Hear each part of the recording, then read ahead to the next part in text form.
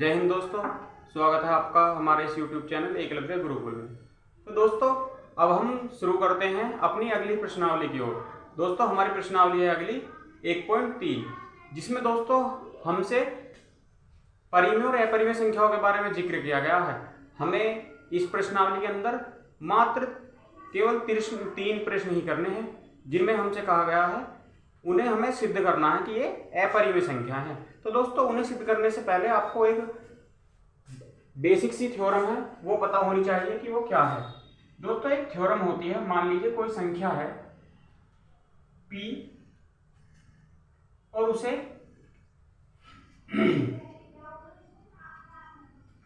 कोई संख्या QA divide कर रही है। नहीं दोस्तों, मान लीजिए कोई संख्या P² है, उसको Q² डिवाइड कर रहा है। तो दोस्तों, इससे ये यहां से ये रिजल्ट आता है। आपकी बुक के अंदर सिर्फ ये डायरेक्ट रिजल्ट दिया गया है कि जो P को Q² डिवाइड कर रहा है वो सदैव P² को Q भी डिवाइड करेगा। इसे दोस्तों इस तरीके से लिख सकते हैं, यदि Q² P² को विभाजित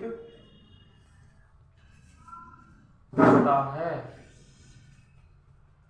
तो P²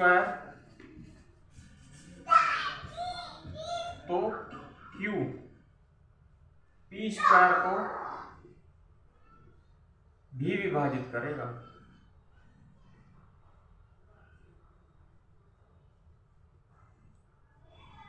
दोस्तों, इसका अर्थ है कि अगर कोई संख्या Q² है, Q² का मतलब दोस्तों मैंने आपको बताया था किसी सेम संख्या की Q की मल्टीप्लाई Q में ही करेंगे, Q की गुणा Q में करने पर हमें Q की घात 2 Q² मिलता है।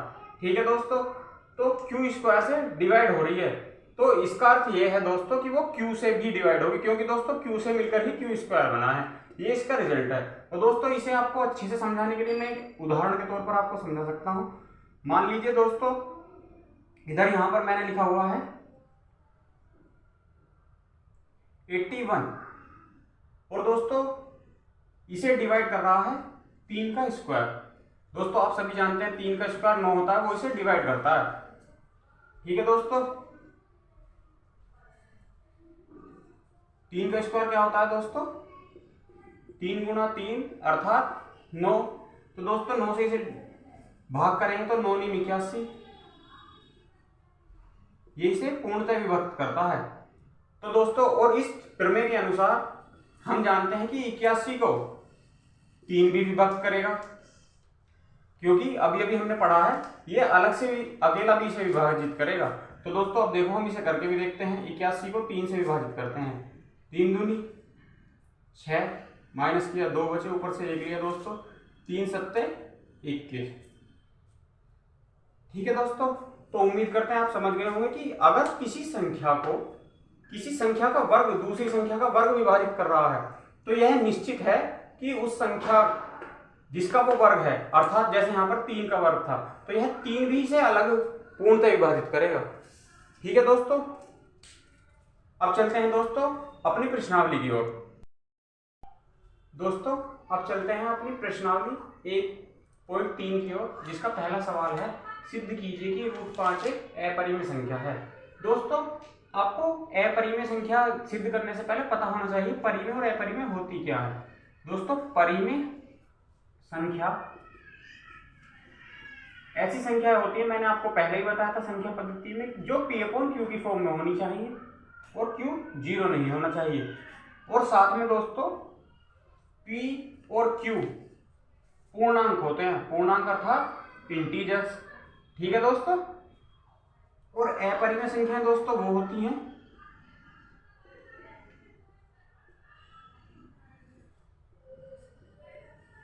जो दोस्तों P/Q फॉर्म में ना लिखी जाती हैं। ठीक है दोस्तों, या फिर ऐसे भी कह सकते हैं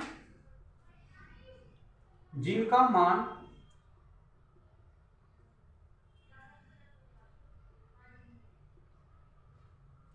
अशांत और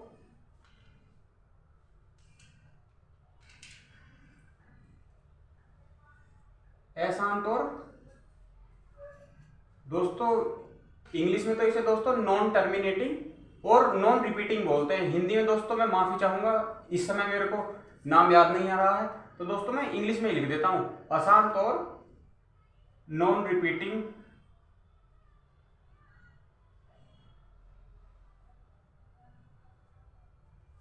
ठीक है दोस्तों, वो होती हैं अपरिमेय संख्याएं। अब दोस्तों हम चलते हैं अपने सवाल की ओर। इस सवाल को सिद्ध करने के लिए दोस्तों हम विरोधाभास का इस्तेमाल करेंगे। किसका इस्तेमाल करेंगे दोस्तों? विरोधाभास का। विरोधाभास दोस्तों ऐसी चीज होती है, जैसे मैं आपसे कहूं कि कोई व्यक्ति है, जैसे मान लीजिए पंखा है, आपको पता है कि पंखा घड़ी की दिशा में घूमता है, अर्थात दोस्तों अगर आप पंखे को देखोगे तो वो इस तरीके से मूव करता है, इसी तरीके से घड़ी की सुई भी मूव करती है, इसे बोलते हैं दोस्तों क्लॉकवाइज। ठीक है, और मैं ये कहने लग जाऊं कि पंखा क्लॉकवाइज घूमता है, लेकिन मैं इसे सिद्ध करने के लिए कि घूमता है, मैं आपको ये दिखाऊंगा कि ये बोलूंगा कि ये विपरीत घूमता है घड़ी की दिशा के। क्या बोलूंगा? वामावर्त। हिंदी में बोलते हैं दोस्तों वामावर्त। क्लॉकवाइज का अर्थ होता है दोस्तों दक्षिणावर्त, अर्थात दोस्तों क्लॉकवाइज, क्लॉक के दिशा में। और अगला होता है दोस्तों एंटी क्लॉकवाइज। क्या होता है दोस्तों? एंटी क्लॉकवाइज, इसे बोलते हैं वामावर्त।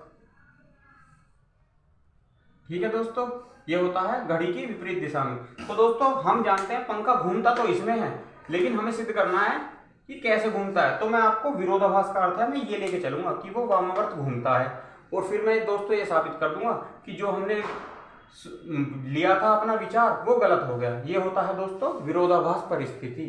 तो इसी तरीके से लेंगे दोस्तों, √5 मैंने लिया, माना √5 एक परिमेय संख्या है।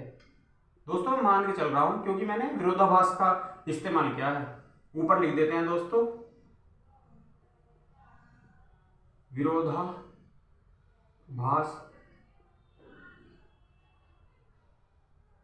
प्रयोग से, विरोधाभास के प्रयोग से माना √5 एक परिमेय संख्या है।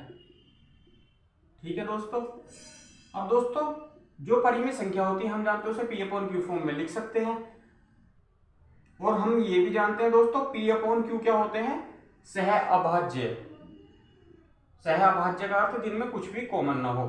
दोस्तों मैं यहां पर लिख देता हूं सह अभाज्य। सह अभाज्य का मतलब होता है दोस्तों जिनमें कुछ भी गुणनखंड उभयनिष्ठ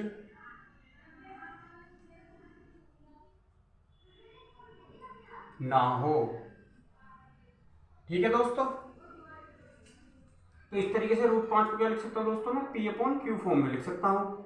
अब दोस्तों मैं इस Q की इधर गुणा कर दूंगा, क्योंकि आपको पता है जो इधर भाग में होता है तो बराबर का इधर जाकर गुणा में हो जाता है, तो Q की गुणा 5 में हो जाएगी और इधर बन गया P। अब दोस्तों मैं दोनों पक्षों को क्या कर दूंगा? वर्ग कर दूंगा। दोनों पक्षों का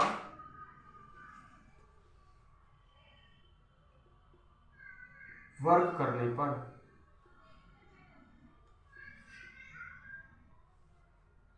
देखिए दोस्तों Q² 5 बराबर P²। इसका अर्थ क्या है दोस्तों? जैसे जो परिभाषा अभी हमने पढ़ी थी, यहां पर यह सिद्ध हो गया कि P²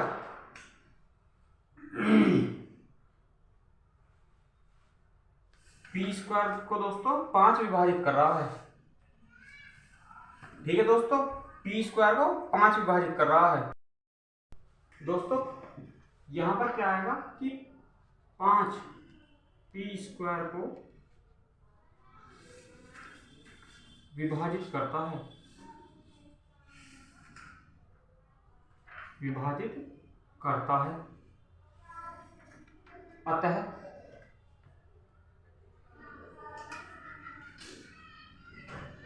अतः दोस्तों हम 5 P को भी विभाजित करेंगे,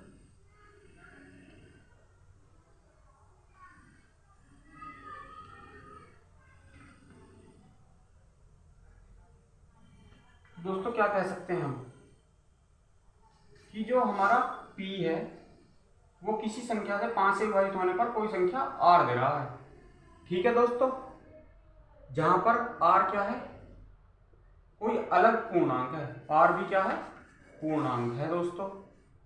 ठीक है, इससे दोस्तों यही तो रिजल्ट आ रहा है कि जब 5 p स्क्वायर को विभाजित करता है तो p को भी विभाजित करेगा, और जब p को विभाजित कर रहा है तो 5 से विभाजित करने पर कोई एक निश्चित संख्या ऐसी आएगी जिसकी गुणा करने पर p मिल रहा है। ठीक है दोस्तों, अब दोस्तों हम इस वाली इक्वेशन में इसे समीकरण 1 मान लेते हैं और इसमें ये वाला मान रख देते हैं। ठीक है दोस्तों, देखिए दोस्तों क्यू स्क्वायर 5 तो ऐसे ही है, p की जगह पे दोस्तों मैंने 5 r रख दिया और इसका करना है वर्ग। तो दोस्तों देखिए क्यू स्क्वायर 5 बराबर आ गया 25 r स्क्वायर, क्योंकि दोस्तों 5 का स्क्वायर करेंगे तो 25 होता है और r का स्क्वायर r स्क्वायर। अब देखिए दोस्तों यहाँ से 5 से 5 बार कट गए। अब दोस्तों देखिए क्यू स्क्वायर बराबर आ गया 5 r स्क्वायर, अर्थात दोस्तों अब हम क्या कहेंगे, हम दोस्तों कहेंगे कि क्यू स्क्वायर भी, क्योंकि दोस्तों यहां पर इसकी फॉर्म में भी लिख सकते हैं 5 से विभाज्य है, और दोस्तों विभाज्य हो गया जो कि हमारे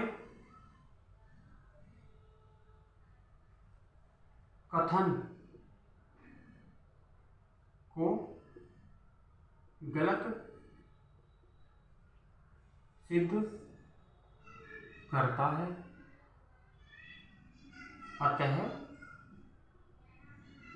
√5 एक अपरिमेय संख्या है। ठीक है दोस्तों, √5 क्या है दोस्तों, एक अपरिमेय संख्या है। दोस्तों माफी चाहूंगा आपको अगर असुविधा हो रही हो, हमारे पास दोस्तों जगह का अभाव था, इसीलिए दोस्तों मुझे इस तरीके से आपको समझाना पड़ा। लेकिन आप दोस्तों समझ जाएंगे कि ये जो रेखा है, लाइन खींची है मैंने, इससे ऊपर तक ही आपका यहाँ तक सॉल्यूशन है। इधर से शुरू होकर दोस्तों फिर इधर आया।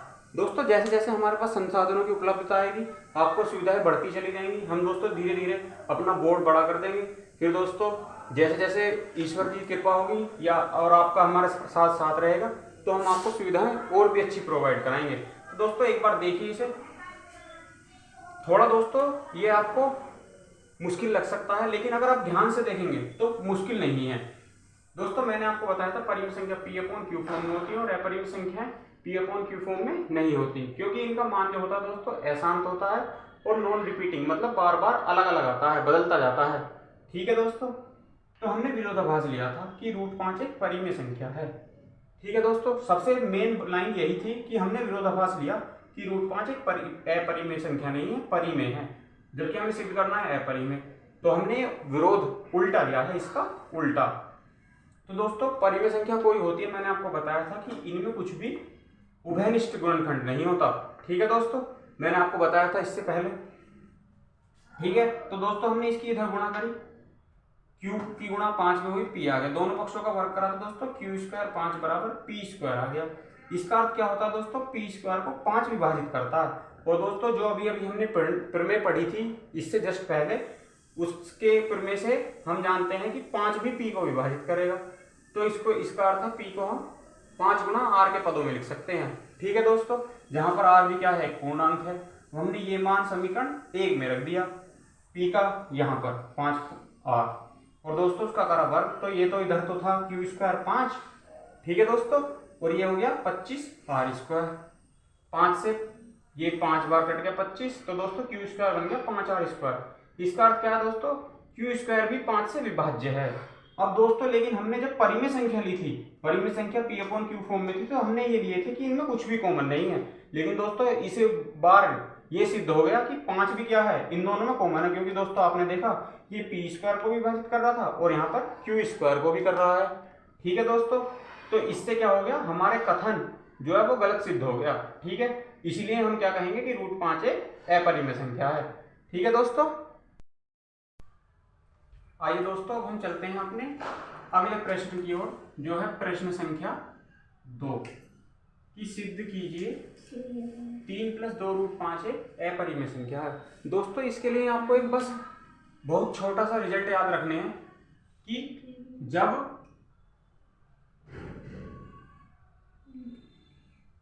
माना P परिमेय संख्या है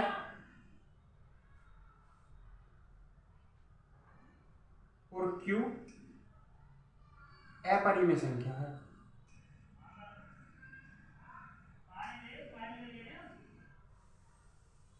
ठीक है दोस्तों। तो दोस्तों जब हम P मतलब परिमेय संख्या में अपरिमेय संख्या जोड़ते हैं, ठीक है दोस्तों, इस तरीके से रहने दीजिए दोस्तों, मैं आपको लिख के ही समझा रहा हूं। दोस्तों अगर परिमेय संख्या में अपरिमेय संख्या को जोड़ेंगे, किसे जोड़ेंगे दोस्तों? अपरिमेय संख्या को जोड़ते हैं। देखिए ये रहा बीच में जोड़ का निशान, तो दोस्तों हमें अपरिमेय संख्या मिलती है। क्या मिलती है दोस्तों? अपरिमेय संख्या। इसी प्रकार दोस्तों परिमेय संख्या में गुणा करते हैं अपरिमेय संख्या की, तो भी दोस्तों हमें अपरिमेय संख्या मिलती है। ठीक है दोस्तों। और दोस्तों अगर अपरिमेय संख्या की गुणा अपरिमेय संख्या में करते हैं,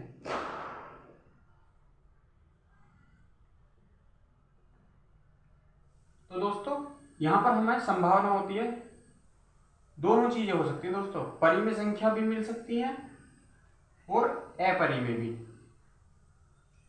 ठीक है दोस्तों। ये वाला जो दोस्तों अभी मैंने आपको समझाया है, ये आपका अभी इन कक्षाओं में आपका इस्तेमाल इस वाले का नहीं होगा दोस्तों, इसलिए मैं इसे अलग से लिख रहा हूं, जिससे आप इसे समझने पर अपना समय व्यर्थ ना करें। ठीक है दोस्तों। और एक दोस्तों होता है परिमेय संख्या से अपरिमेय संख्या को माइनस करना, घटाना। जब परिमेय संख्या में से अपरिमेय संख्या को घटाते हैं तो भी दोस्तों हमें अपरिमेय संख्या मिलती है। क्या मिलती है दोस्तों? अपरिमेय संख्या। अब दोस्तों इन रिजल्ट से ये सिद्ध करना हमारे लिए बहुत सरल हो जाएगा, बहुत ही सरल। दोस्तों हम जानते हैं हमें सिद्ध करना है 3 + 2√5 क्या है? एक अपरिमेय संख्या है। हम जानते हैं दोस्तों 3 तो है परिमेय संख्या, 3 क्या है दोस्तों? परिमेय। और हम जानते हैं 2 क्या है? 2 भी परिमेय है। और गुणा में दोस्तों क्या है यहाँ पर? √5 जो कि क्या है? अपरिमेय। अभी अभी हम सिद्ध करके आए हैं √5 को अपरिमेय। अब दोस्तों गुणा वाले रिजल्ट से देखिए, परिमेय और अपरिमेय की गुणा करने से क्या आता है? अपरिमेय। ठीक है दोस्तों। तो दोस्तों हमें अगली संख्या में क्या मिलेगा? ये तो दोस्तों परिमेय है हमारा और ये है अपरिमेय। ठीक है दोस्तों। अब दोस्तों देखिए परिमेय संख्या और अपरिमेय संख्या है, इनका योग क्या आता है दोस्तों? अपरिमेय। क्या आता है दोस्तों? अपरिमेय। अतः 3 + 2√5 अपरिमेय संख्या है। ठीक है दोस्तों।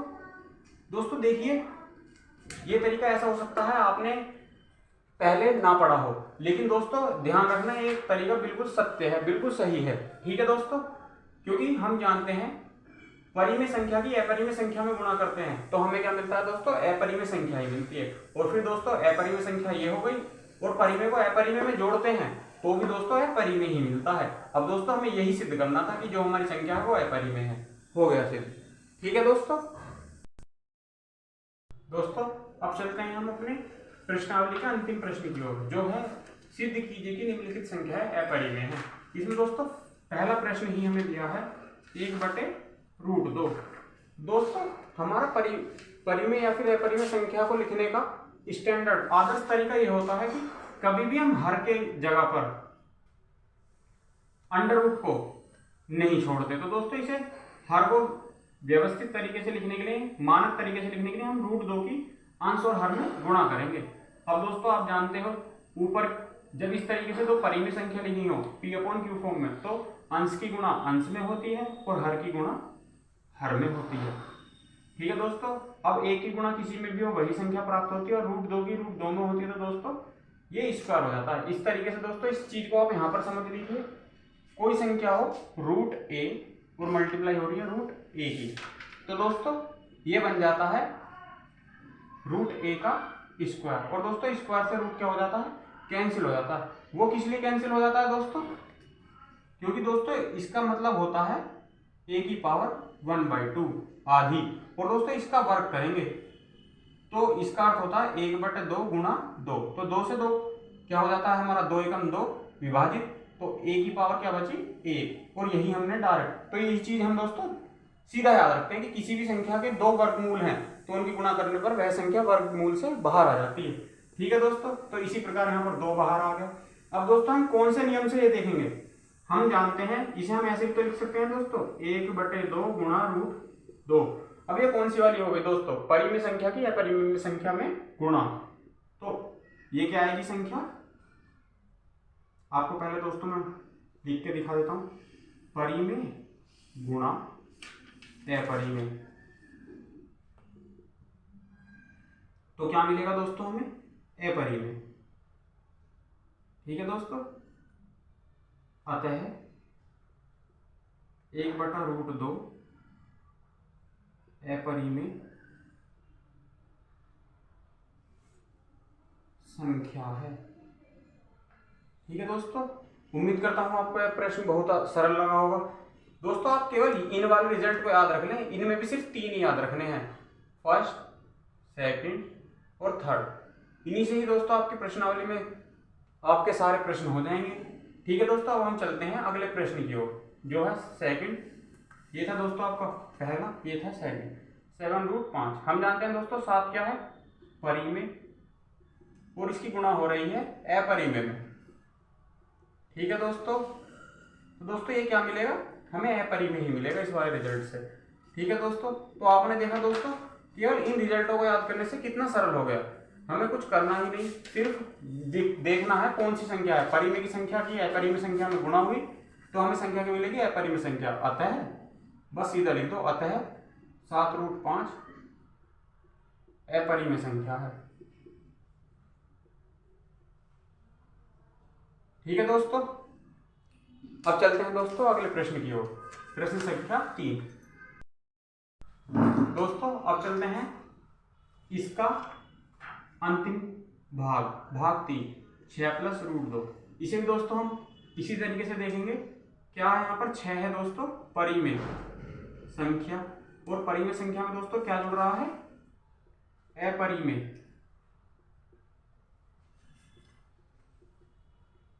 ठीक है दोस्तों, तो परिमेय में जब अपरिमेय जुड़ता है तो क्या आता है, अपरिमेय संख्या।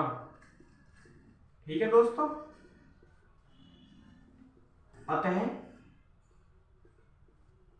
6+√2 एक अपरिमेय संख्या है। ठीक है दोस्तों, तो दोस्तों उम्मीद करते हैं आपको ये वाली अभ्यास बहुत सरल लगी होगी और बहुत आसानी से समझ में आई होगी। दोस्तों अगर आपको जो मैंने प्रारंभ में एक प्रमेय समझाई थी और पहला प्रश्न सिद्ध करके दिखाया था अपरिमेय संख्या, आप उसको 1 से 2 बार वीडियो को चला करके देख सकते हैं। आप जब आप इसे 1 से 2 बार देखेंगे और लिखकर अपनी कॉपी में अभ्यास करेंगे तो आपको ये बहुत आसानी से समझ में आ जाएगी दोस्तों। ठीक है, तो दोस्तों अगर आपको हमारी वीडियो पसंद आई हो तो हमारी वीडियो को लाइक करें और हमारे चैनल को सब्सक्राइब करें। और अगर दोस्तों आपको हमारी वीडियो पसंद आती है तो ज़्यादा से ज़्यादा अपने दोस्तों के साथ शेयर करें, उन्हें भी हमारे चैनल के बारे में बताएं, जिससे वो भी हमारे साथ जुड़कर अपने ज्ञान में वृद्धि करें। जय हिंद दोस्तों, जय हिंद।